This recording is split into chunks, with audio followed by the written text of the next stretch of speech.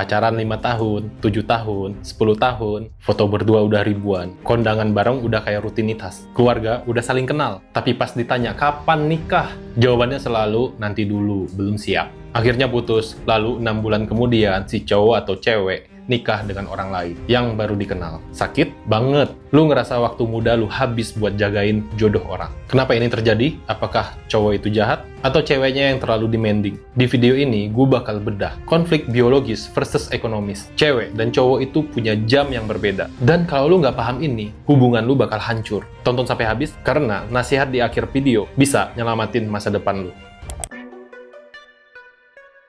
Oke, kita mulai dari sisi cowok. Ladies, dengerin. 90% cowok itu menunda nikah bukan karena nggak sayang, tapi karena dia takut. Dalam psikologi evolusioner, nilai seorang pria secara naluriah diukur dari kemampuannya menjadi provider atau penyedia. Zaman purba bisa bawa pulang daging rusa. Zaman sekarang bisa bawa pulang gaji, KPR, dan dana pendidikan. Faktanya, harga rumah makin gila, gaji naik dikit. Cowok lo ngelihat masa depan sebagai beban. Dia mikir, kalau gua nikahin anak orang, gua bisa kasih makan nggak? Nanti kalau gua gagal, gua bukan laki-laki. Ini namanya resource anxiety. Dia mau mapan dulu baru nikah. Masalahnya, definisi mapan itu nggak ada ujungnya. Jadi cowok itu diem, kerja keras, stres sendiri. Sementara ceweknya mikir, dia nggak serius nih sama gue. Padahal dia justru sangat serius mikirin masa depan. Sampai dia lumpuh atau paralyzed buat melangkah.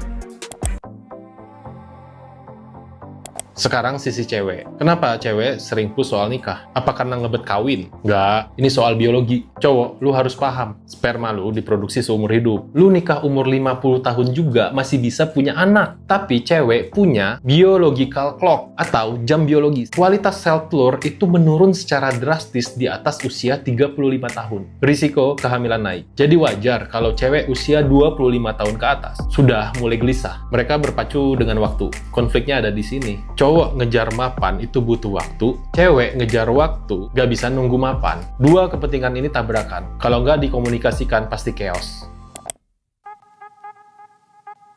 Tapi ada alasan lain yang lebih pahit buat cowok yang sebenarnya duitnya ada, umurnya cukup, tapi tetap nggak mau ngelamar.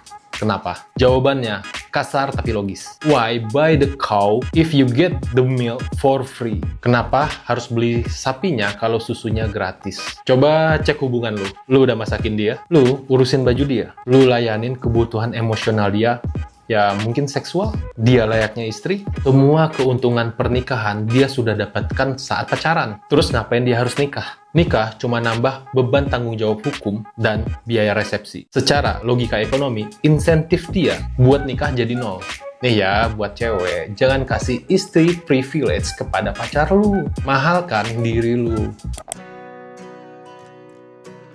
Terakhir, solusi konkret. Buat cowok, sadar bro, lu nggak akan pernah merasa siap 100% kalau lu nunggu saldo 1 miliar baru lu akan nikah. Keburu cewek lu dipinang orang atau udah expired nungguin lu. Nikah itu membangun bareng, bukan nunggu jadi dulu baru bareng. Kalau cewek lu mau diajak berjuang bareng, itu berlian. Sikat, jalankan, jangan dilepas. Ini buat cewek, kasih deadline. Bukan ngancem, tapi memperjelas visi. Ngomong gini, sayang, beb, atau apapun lah panggilan cinta lu sama dia. Aku punya target nikah umur 27 tahun. Kita udah jalan ya 4 tahun misalnya. Kalau dalam 6 bulan ke depan gak ada langkah serius, aku harus realistis cari jalan lain. Kalau nih ya, cowok lu marah, berarti dia main-main sama lu. Kalau dia sadar dan ngasih rencana, berarti dia laki-laki dan serius sama lu.